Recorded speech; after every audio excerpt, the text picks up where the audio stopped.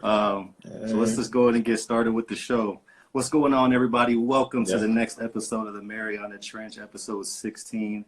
I got a very good friend here, my boy David Williams, and we're doing something new here, and this is called the IG Live series. And what we're doing today is taking a deep dive into stock trading, and we're going to be discussing some easy hacks and how to double your money in the stock market, especially during a downtime like this. And David, as you know, the goal also is to hopefully post this on YouTube as well. So we definitely gonna get some YouTube love. Yeah, for sure, man. So we're going after the live audience, but also gonna make sure that people can get the benefit of this info online. And I just wanted to drop a little disclaimer on the front end to everybody that's checking in today. You know, when you're trying to invest in the stock market, you have to do your own research, and you have to be able to look at all the different types of investments and do what's best for you in that regard. And so, David, man, how you doing, man? Hey, I'm doing good, man. I feel good. I feel blessed, man. I'm excited not to have to be dealing with this corona right now. So yeah, for sure. You know how it goes. Yep. And how did I know we're supposed to wear hats, man? I think I right now. I ain't gonna lie to you, man. My barber, man, he old down, so I gotta wear a hat on. Hey. And I had to do my solo thing on the beard. You know what I'm saying? No, listen, my barber old down, so right now, yeah, I gotta wear a hat. Zoom call, love, all that. You feel me? Yeah, for sure, man, for sure. So David, why don't you tell the people maybe how we know each other, and then how you got into financial planning. Oh, yeah. Okay, so yeah, me and DJ, we go all the way back, man. I call him DJ because that's how I met him. We both from Alaska, man, Anchorage.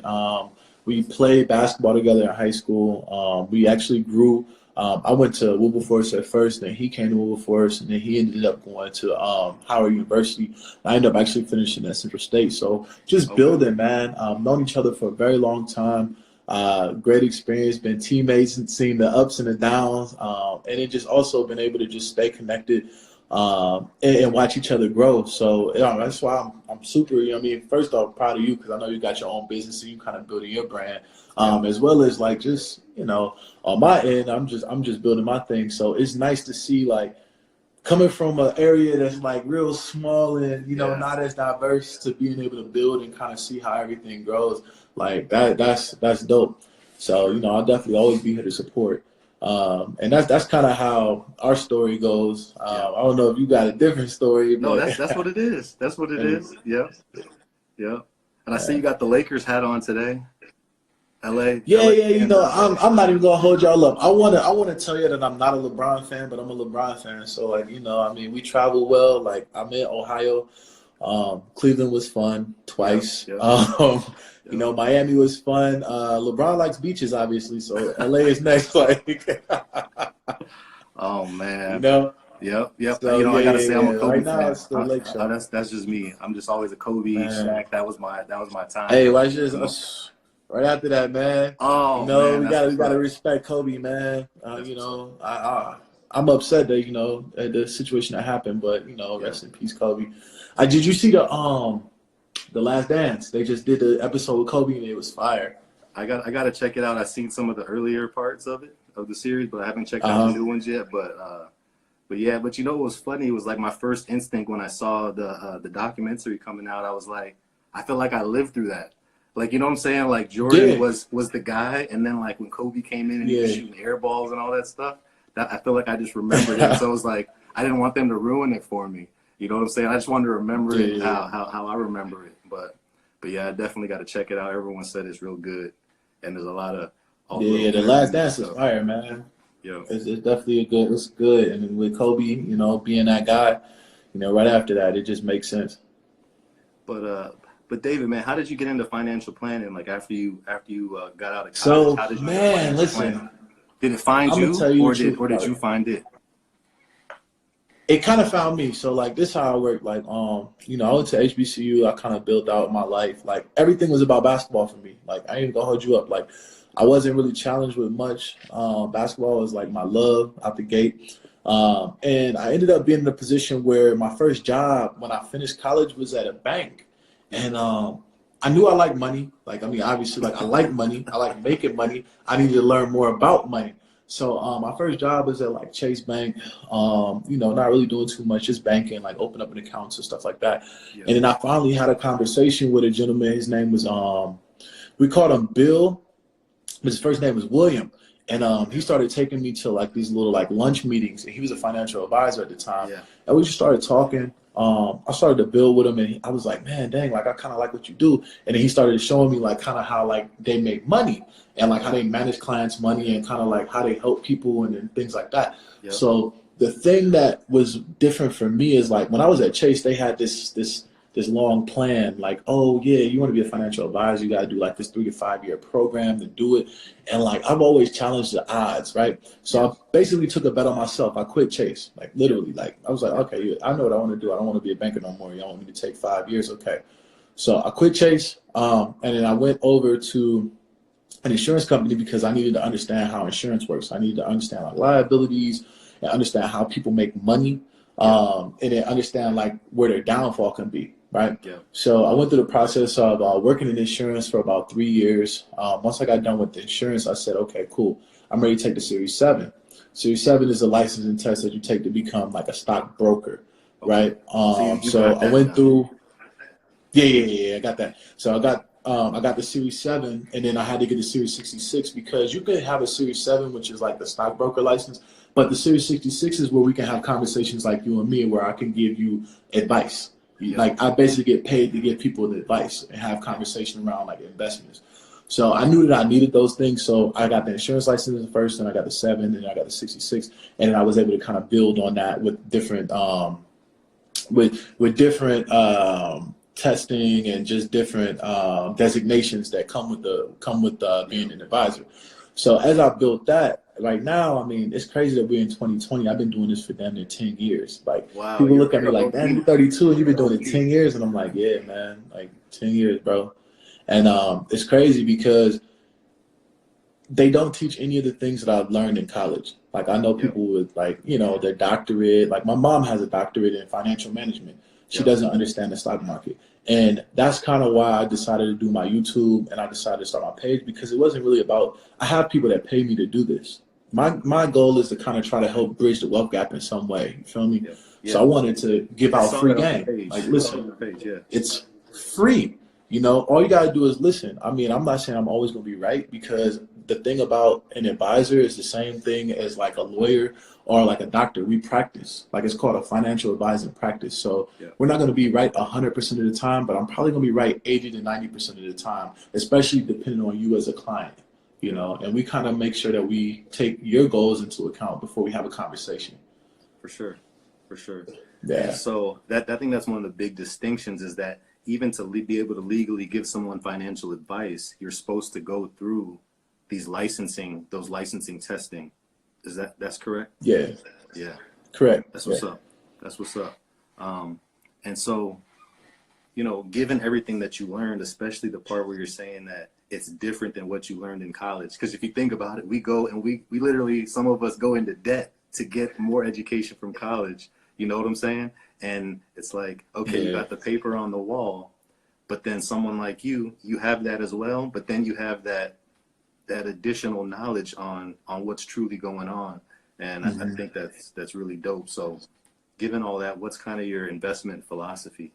Just in general, like how do you approach the market? So for me as a personal investor, because anything that I tell you guys, I want to tell you, I don't tell my clients to do anything that I wouldn't do myself. I don't tell people to do things that I wouldn't do myself, because I think that my job is to show you the options and explain it to you. And then from there, you make a decision on what's most comfortable for you, right? So everybody have a different risk tolerance. I'm aggressive. I'm super aggressive with the market because I'm young. As I get older, I'll probably become more conservative, but right now I'm trying to win. So my investment strategy right now is I go for large cap growth companies because I don't need the money today. You know, so when I'm looking at growth, I'm looking at finding a company that I can grow with over time, and eventually in the long run, when I'm ready to take the money out, I'll be wealthy, right? And then I also go with what they call small cap value. So I'm looking for the small cap companies that make sense on the balance sheet.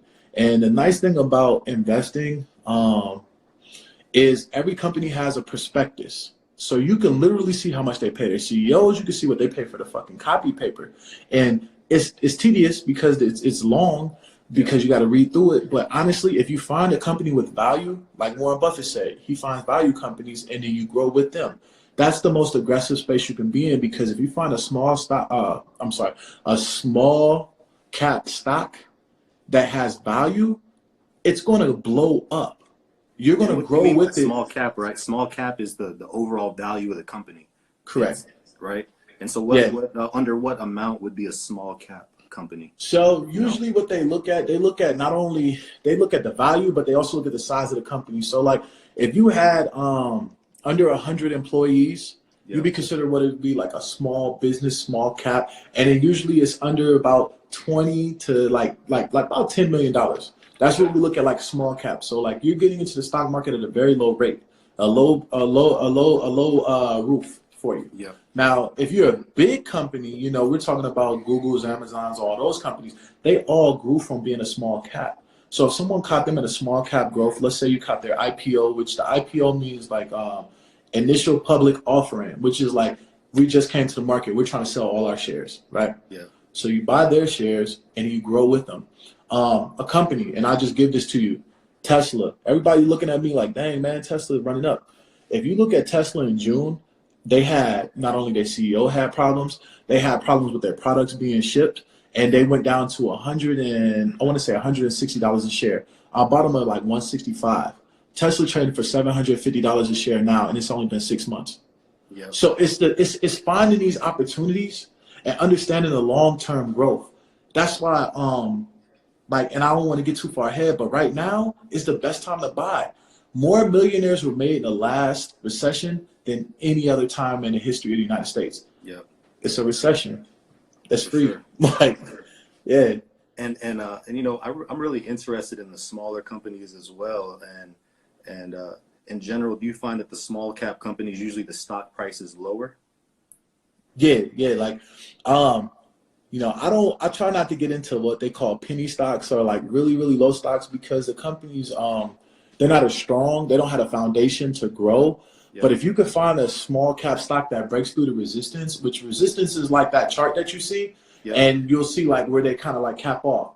There's a resistance line. If they can break through the resistance and go through it, then that's at a point where you like, all right, cool. This is a company I can ride with for a long period of time. I've seen that resistance line. You've seen it. I buy something, I'm like, oh shoot, it's about to go up, and it just starts, and then it'll just never break through, like, you know, whatever that dollar amount is.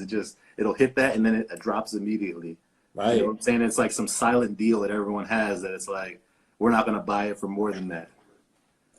And that's the name of the game, is understanding the valuation of a company. And I wanted to dig into something that you said as well, is that in your perspective, you're trying to buy it and hold it, right? And you're almost going at it with the Warren Buffett type mindset, where theoretically you might never sell, and maybe you're selling way into the future just simply as you need the cash, but that whole time the stocks are just going to sit there and keep growing. And how would you compare that to people that are trying to do active trading, where you're trading maybe every couple of days or weeks or at least before the 1 year mark, and kind of like, how does that compare?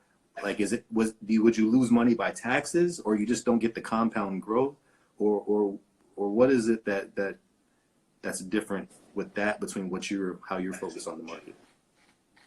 So like for me, and it's just personal, I don't buy anything unless I'm willing to like really sit in this company for at least two years or 24 months. And the reason is because I'm not going to be able to see the type of growth that I want. But personally, can you make money day trading right now? Hell yeah. You can make a lot of money day trading. And that's what day trading is, just means that you buy and sell usually within a day or so of the same companies, for those who are not really familiar with it. But like, yeah, day trading makes sense because there's so many companies now that are giving out $0 trades. Before, when you had to pay like $4.99, $5.99, $6.99 every time you traded, then you just wouldn't make enough money plus the taxes for you to actually be making money doing day trading. Yeah. But now, hell yeah. If you got a company like Robinhood, or a company that like, I want to even say Charles Schwab, they're giving out $0 trades. I will open a brokerage account with them and immediately and do $0 trades. Because you're getting $0 trades, you can make money on one day, sell it out, and then move. I just had a guy ask me about the oil. Last week, oil hit an all-time low. A guy bought it the same day that it hit the all-time low. It recovered immediately. There's certain companies and certain industries that the federal government will not let lose. And that's what you have to be focused on, especially in a time like this where it's like low-hanging fruit, you know? So yeah, you can make money doing you can make money doing short-term trades. You just have to be aware that if you make something less than 13 months, they're going to give you what they call short-term capital gains, which is going to really fuck up your profit if you're not making an enormous amount of money. Yeah. So that's the key, is like just trying to make sure that you're making an enormous amount of money on your trade. Yeah, and what would be enormous to you? Is that a percent? Would you say it by percentage? So yeah, like if we looked at so short-term capital gains right now is 34% tax, plus they add another 3.5% because it's short. So basically like 37, 38%. So if you buy something, you're not making at least 50% in addition to what you had, you're really not going to make the money that you need to make for it to be worth it. You understand? Gotcha. Because it's just such a higher percentage. So that's why I always tell people, like, listen, if you're going to do it, then it got to be worth it. It's like flipping a house. Basically, they're giving you the same tax they give somebody that flips a house. So why not just flip the house? You know what I mean? Like, yeah, like you're gonna get like if you're gonna flip it, make sure you get something out of it. Right. Not $20, $50, $100. Yeah. That's really what I look at it like. It's like, okay, you can play that game, but play it to win. Don't play it just to be like, oh, I made $10 today. You know what I mean? It's not enough, because when Uncle Sam hits you, you're gonna be paying him $37 for the $10 that you made. Like, yep. And we can dig more into that. But I got the questions, and so I'm gonna keep going. But then maybe at the end we can have some time to still chop it up, especially if anyone online has any questions. And so, in your opinion, would you call the stock market a logical place? Do you feel like the things that happen are logical? And I say that because, you know, I bought into some oil stocks, for example, right now, oil drilling companies. And when I'm looking at what they're worth, literally the price of the stock that I've purchased, it's less than the book value of the company. So if they stripped the company and sold all the equipment, that's worth more than what the stock is worth right now. So it's almost like you're getting it for free in a kind of way. And so, you know, when things are out of whack, do you say like, oh, you're going to wait for the market to catch up to your logic, or do you say no, the market is always logical? How do you feel about that, or how do you approach the market? All right, so when it comes down to the stock market, my job is to be ahead of the market. I can't be with the market. So I'm thinking a quarter ahead of wherever we are. So it's the same thing that I tell clients, like when you go to work, you work whatever 2 weeks and then you get paid, right? Yeah. That's how the stock market works. The quarter that we're in, if they let's say Walmart boomed because of the corona, so everybody's buying stuff from there. Yeah. They're not going to see the benefits from that revenue until the next quarter. When they get their earnings from this quarter, that's when you'll get a check. So if you're thinking about how you're going to make money in the stock market right now, you got to be thinking in the future. The stock market is logical for an investor. An investor is someone that sits into it long term, right? Yep. The stock market is illogical, is not logical at all for someone that's a trader. So there's two different sides to this game. There's investors that say, hey, I'm going to make an investment in this company and I want to be with them long term. For a trader, it's illogical. And the reason being is because information is the problem. Like right now, if you look at the stock market, you'd be like, damn, what the fuck's going to go on? I can tell you what the stock market's going to do tomorrow from the news that I heard today. Yeah. That's how it really is. If they be like, oh shit, Corona, we finna find a cure, the stock market gonna be up tomorrow. Yeah. Oh shit. Oh, they think that it's gonna be 100,000 deaths. The stock market gonna be down tomorrow. I already know. And I know that before it happens, because people with money are emotional. And emotions drive a lot of decisions. Yep. And unfortunately, what happens is the key to making money in the stock market is buy it low and sell it high. Yep. But they can't never figure out what low and high is. Because as soon as somebody say, "Oh shit," well. I think that I wanted as to soon as ask you about somebody that. say, "Oh shit," I'm about to it's about the tank. They sell that shit. And like for example, I got a company. I called this shit 2 years ago, 3 years ago. Some of my clients that know what it is, Beyond Meat, I called it. It was so easy. It was the easiest thing to call because it's plant-based, it's vegan. It's literally all the health conscious things that you want it to be. Yep. But it makes sense because Bill Gates is the chairman of the board. So if they'll never have debt. They have a gentleman that if they ever had debt, he can bail them out with a check. Wow. That's unrealistic. So when we really looked at their whole spreadsheet portfolio, they went up 28% today. Why? Because there's a shortage of meat and they're a meat alternative. You talking about they got to deal with McDonald's. Yeah. But like these are things that you're going to see some ups, you're going to see some downs. When they first came out, they went up like 300%. Nobody ever seen that shit. It was up to like $215 a share. Yeah, I saw from that a $42 IPO. Yeah. Now, when you buy a low IPO, when I got the 200, we was ready to jump. We knew what time it was. We knew that it was overvalued at that point. But the thing is, when you're actually in the business, it's hard to understand that like it's time to sell because we greedy. We want every single red cent that we can get. And when you're already up $150, $200, you gotta sell that shit. Even if it goes up another $10, you gotta sell that shit because guess what? You win. Yep. That's all that matters. It's buy low, sell high. What we do emotionally is we buy that motherfucker high and we sell it low because we're like, damn, okay, we got to cut our losses. Yep. But no, if you just sit in the company, you're still going to own it. If Apple lose money tomorrow, I'm not going to cry because I know that I've been invested for, I'm an investor. I'm not a trader. Yep. There's a difference. So short-term money versus long-term money. Man, and that's so yeah. But that's awesome to me because just like when I'm approaching the market and trying to find those right stocks, it's like you really have to look at it from that long-term perspective. You know what I mean? Yeah. And so like right now, for the people that are watching, like what are like the top 3 strategies that you could use to approach the market, and are you using the goal of, beating that 7% 401k growth per year, or how do you approach that? I'm glad you asked about the 401k. There's so many people that don't even. I meet people every day. They be like, "Oh, I don't really deal with the stock market. Like, I'm good to go." And I'm like, "Well, do you have a 401k?" They're like, "Yeah." Well, you deal with the stock market. Like, the company that you're with is investing your money in the stock market for your retirement. Probably the most important asset that you have is being invested in the stock market. So when the stock market's down, you're losing money. Yep. Like, it's not really a way around it, But even I if you think don't that feel sometimes it. people, yeah. Oh man, I checked my 401k today. I'd be like, that's why sometimes you'll see it. I'll be like, yo, y'all check out 401ks today, because the person managing your 401k, they don't give a fuck. Like honestly, they already made their money. You have to be responsible for your own retirement. And what people miss is they can do self-directed 401k. So just because you're saving money into your 401k doesn't mean you have to allow somebody else to manage it. You can manage it yourself.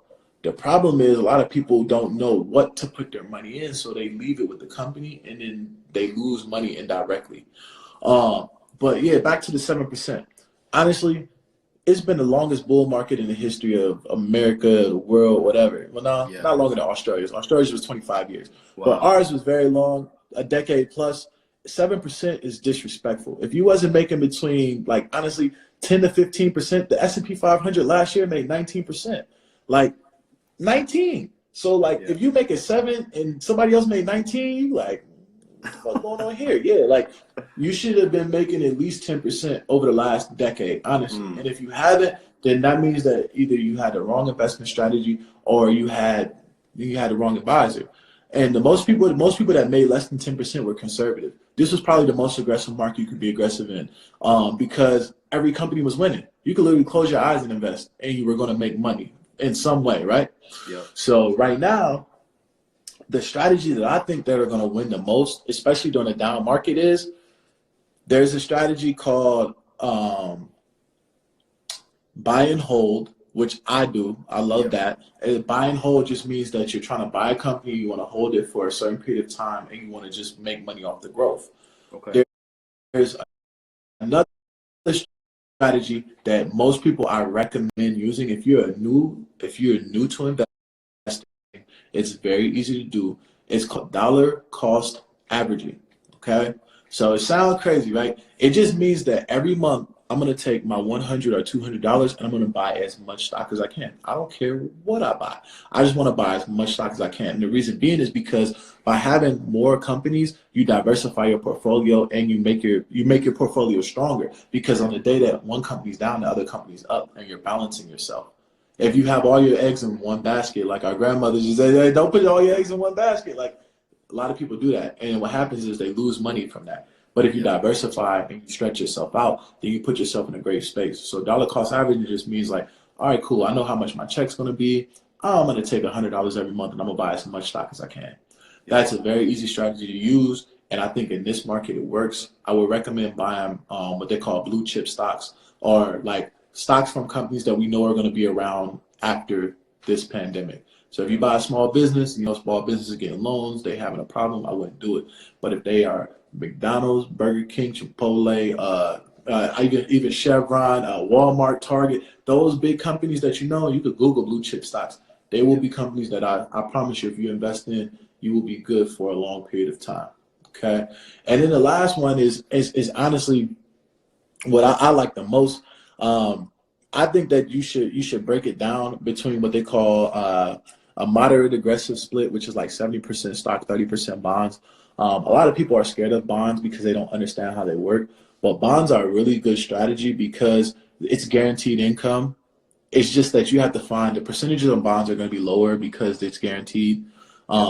Federal bonds are guaranteed by the federal government, obviously, but you don't pay taxes on federal bonds on federal government. So when you file your taxes, you got a federal bond, you don't pay tax on the money that you gain on those, right? And vice versa. If you buy what we call a municipal bond or a local bond, which would be like a state, or like let's say they're trying to build a bridge or something, you don't pay taxes on those.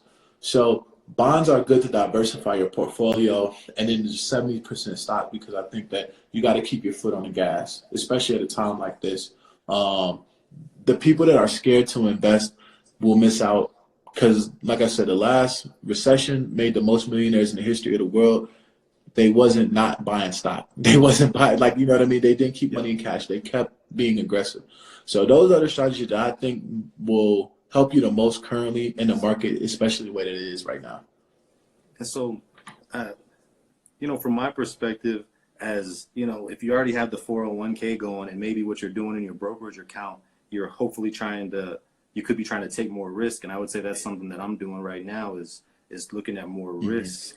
And I say that because a lot of the blue chip stocks, and I would say maybe like Coca-Cola, would that be a blue chip stock? Would you call that a blue chip? Coca-Cola's a blue chip. Yeah. Yep. And so I was invested in Coca-Cola for the first month of my portfolio, and I only had about 3% growth. And that was through March 17th through about April 17th. And that was when we had that big dip. And just the way that I was investing, I got it right before the dip, and then it dipped, and then it went back. And so over the course of a month, it was like nothing. You know what I'm saying? Right. And I was like, it just said the stock market went up 30% today, and I got none of that. It just like took me back to zero.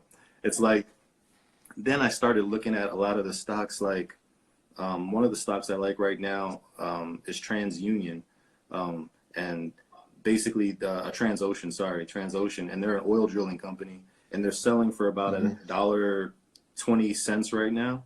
But before the COVID situation, they were up around $5-6. And so over the long term, I've been looking at that as, they're the largest oil drilling company that's out there right now. They have a large fleet. They have long-term contracts. And, what if the $1.20 went back to $6, even if it took a couple of years? You know what I'm saying? Just because that's the example I was using, where just like the cost of their equipment is less than what the stock price represents. So how would you advise someone that's kind of looking to take more risk, and what are some things that it's like, I'm not going to cross this threshold? Like anything beyond this threshold is too risky, even if you think it could be a quick flip. Yeah. So the thing about risk, man, like that's like honestly, as much as investing is my job, like risk tolerance is the key. Understanding how aggressive that you can be without you actually feeling like, like scared, is kind of part of how I have to assess like a client. So with the market like this, there's two sides to it. If we could find us a company, one thing that I always recommend people look at is the numbers. So like they have what's called a 52-week high and a 52-week low. It's like in sports, right? And versus so like Kobe Bryant, right? If I went to Vegas and I had to bet Kobe was going to score 40 tonight, there's a high probability that Kobe will score 40 because he's been there, right? Yeah. Or Vegas gave me the bet that Smush Parker had to score 40. I'm probably going to be drinking a lot that night and praying that Smush Parker had a great night. So when we start looking at the 52-week high, a company that's been there before has always had a better opportunity returning there than a company that's never been there. So let's say like a company is trading at, $5 and their 52-week high is like 6 or 7. I probably wouldn't buy them, honestly, just because they don't have enough room to grow. They would have to break through that resistance point for me to be able to actually make capital. Now, if like I bought Boeing when they were at like $89, and I knew that Boeing was trading for 300 and some change before then, so it made sense to buy because 89 and 315, like I can make that money back in some way, shape, or form. I have a lot of room to grow, and that's something that I recommend. That if we look at these small cap stocks or these smaller companies, look at where they've been first. If they haven't been shit, they probably ain't gonna be shit. Like, and if we lose out on a company that just explodes, we're like, damn, we missed that one. But it's like once in a blue moon that we get that, right? Long term, we're looking at the big companies that are gonna get back to where they were, and that's why I say like the blue chip stocks is probably easier to invest in, especially for a newer investor. If they have some risk tolerance and they're able to kind of bite it a little bit longer, then you can make a lot of money with these smaller cap companies. But for those that are like, hey, I'm just getting my feet wet, I'm nervous, I'm not gonna throw you in the deep end because you're gonna drown. Like I just like, what I mean? You're gonna drown. And I'm not a lifeguard. So log into that Robinhood account and be like, oh my God, oh no. Yeah. So you gotta keep it. So for someone just starting out right now, so someone that say doesn't have a trading account and they say they opened one after they got off of this video. And they connected their debit card and put $100 in. You saying go blue chip, go something high value, and could you name like maybe 3 of those stocks for someone that's new that they're just gonna go? I'm trying to name some that aren't over $100. Even if it's just like you're trying to get say 500 then.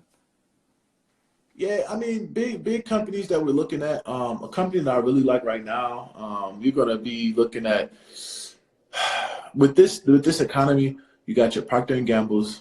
You got your retailers like a Target or Walmart, right? You also have, I mean, if you can afford it, you have your Amazon. You have Netflix. You have Facebook. You have companies like that because you got to think about it.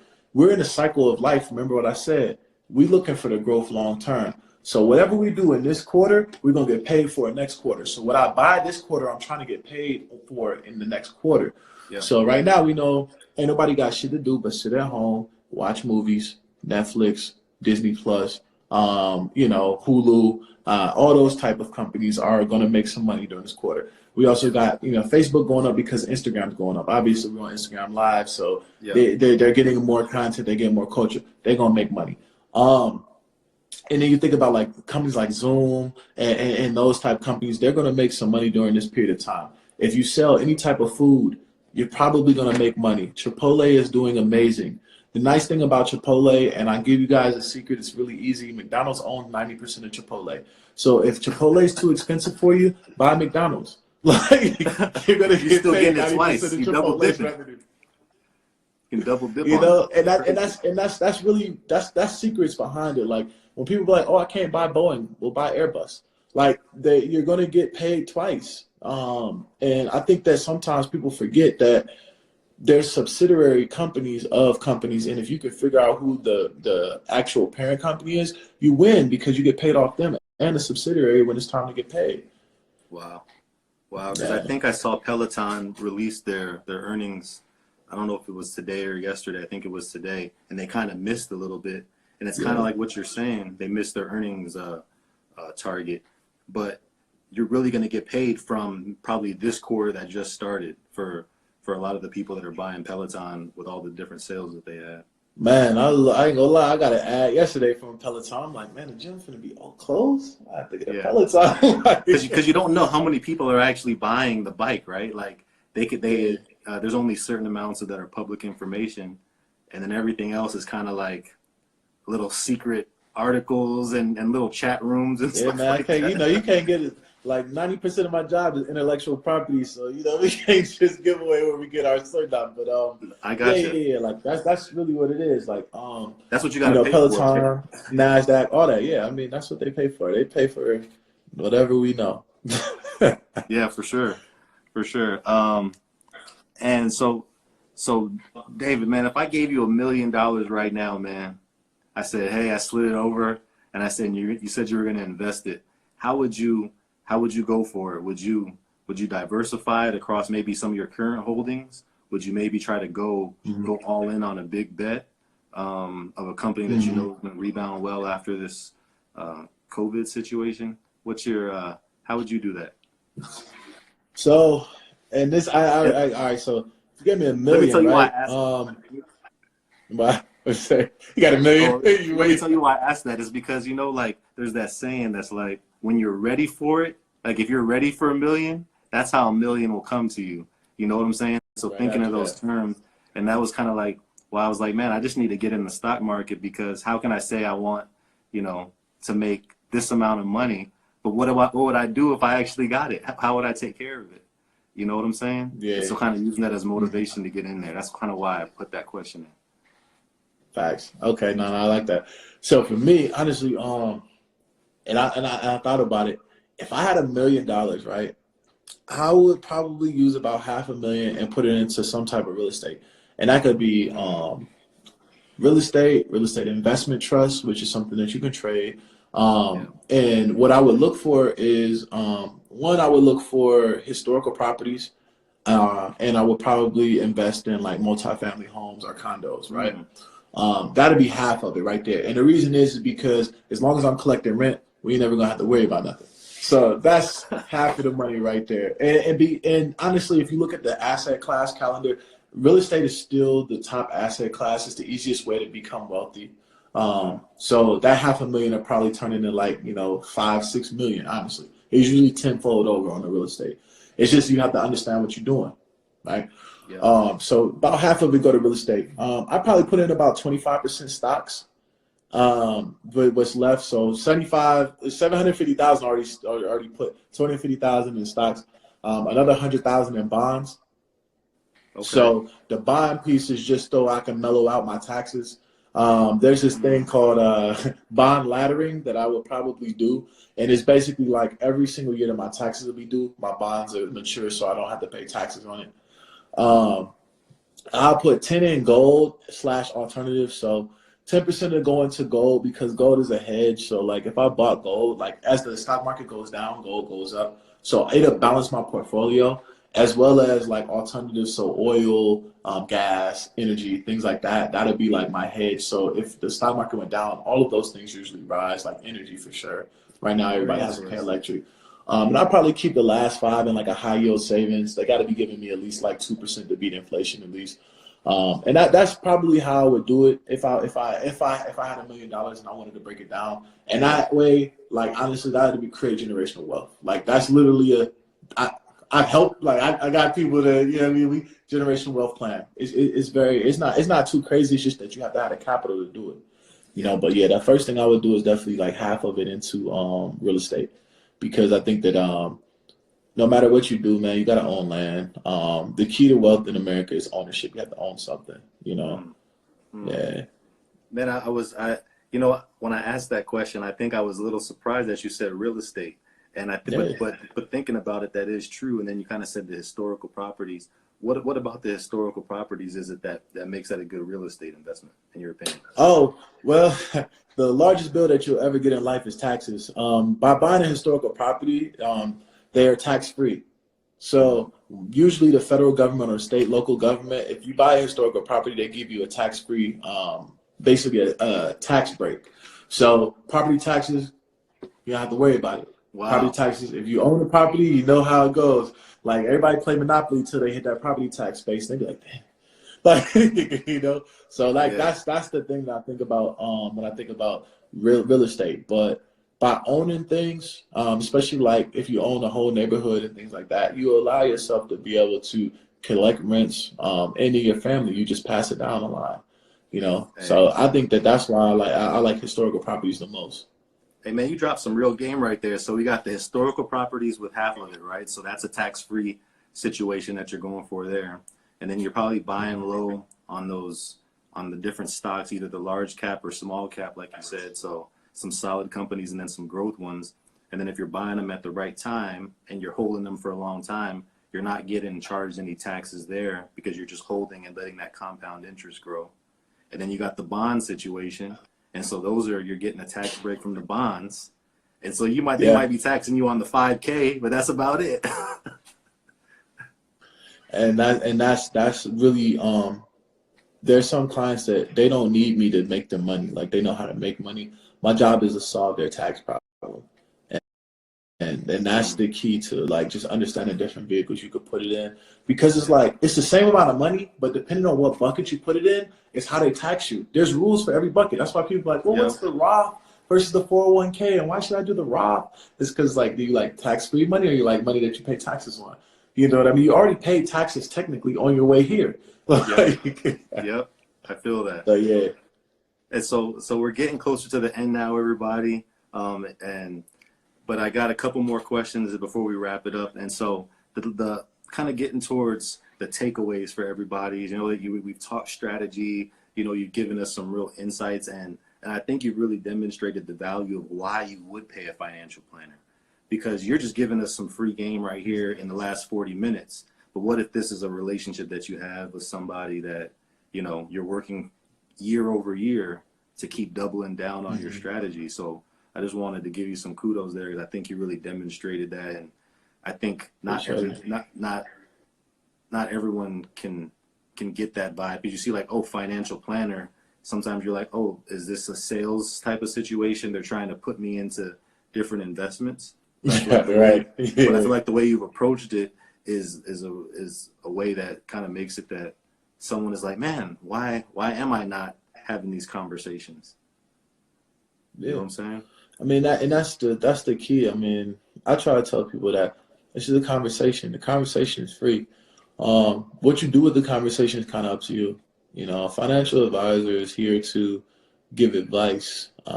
We think about your particular situation, we build it out, and then, you know, it goes from there. Like, I don't have to sell you on anything, because honestly, you know, after 10 years in the game, like I'm at a point now where like, you know, people start to like, hey, my cousin needs to talk to someone, or my aunt. So like I get emails or I get a call randomly and they'll say, hey, you know, I want to sit down and do stuff.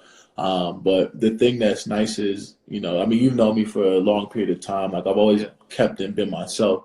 And I think that that's the key to it, is just people, when they sit down with you, they know that you're a genuine person. And like, you know, you're here to make sure that they are taken care of. You know, like at the beginning, like, yeah, it was like, dang, I need to make some money. But now it's just like, we just want to manage the clients that we got and make sure that they're doing well. So what's the biggest mistake that a new investor should avoid? So we've talked about what you should do. Is there anything that you feel like someone shouldn't do? I think putting money in the market that they can't afford to lose. I think that's the scariest thing, when people say the market's not the lottery. So like, don't think you're gonna put money in the stock market and like you can be a millionaire like next Tuesday. They can call your number. You know, that's not gonna happen. And then also trying to time the market, like, oh, I'm like, it's like trying to play double dutch. Like, you know, I mean, some people are really good at it. I'm not. So like, I'm not about to try to just jump in. But like, yeah, like just trust what you're doing. If you buy a company, just stick with them, stay loyal. And eventually, like, you'll be able to grow. Like most companies do grow. Like the thing about the stock market is it's probably one of the easiest places to make money. It's just about understanding how to make money and understanding that it's a long-term play. As long as it's growth, you're good. Why do you think your 401k is invested in the stock market? You can't touch it till you're 60. So like they know that's the easiest way for your money to grow. Like experts know that. So I think sometimes people just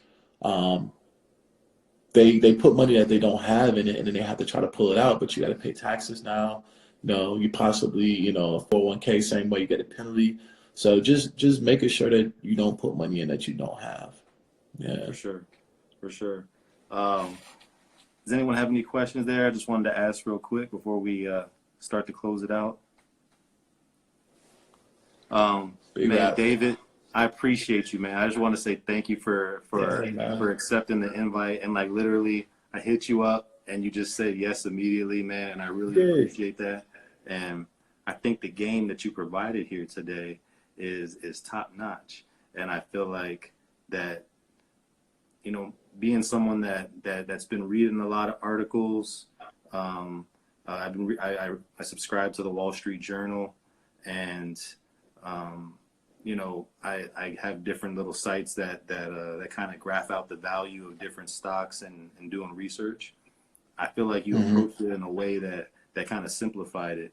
And even for myself, someone that's like, I have a decent understanding of the stock market, I feel like you gave some advice that will help me in my current portfolio, and even just give me more confidence to say, hey, I've made this analysis on my stocks, and I feel like this is where it's going to go based on the market, and to just try to ride with it. You know what I'm saying? And so I really appreciate that, man. I really appreciate it. Yeah, you already know, man. Hey, we got you, man. It's just like I'm a people person. Like I've been in this business for a very long time, man. And I think that when I first got in, I was more nervous because I wanted to be right. But I do this so much now that like my level of comfort is there, and I just want to make sure that people get the information. And like that's the whole reason why I started YouTube. It's like literally free game. Like I don't need to be like, oh, I need you to be my client for me to tell you something. Like that's the problem with the wealth gap right now. Like it's getting bigger instead of getting smaller because we're not sharing the knowledge that we have. Yeah. But man, that's awesome. That's awesome, man. Hey, everyone, thank you for stopping in. David, man, I'm gonna hit you up probably tomorrow so we can just chop it up one time, just offline to connect. But man, everyone, thank you. This was another episode of the Mariana Trench. I'm gonna be posting this to the Mariana Trading YouTube, and I'll put the link in the bio on the IG page, and I'll send you the link to David or a copy of the video, whatever you need, so you can post it to yours as well. But I appreciate everyone for staying the whole time and watching, and I appreciate you, man. I bet. I'll let you in a minute, B. All right. Peace. Yeah.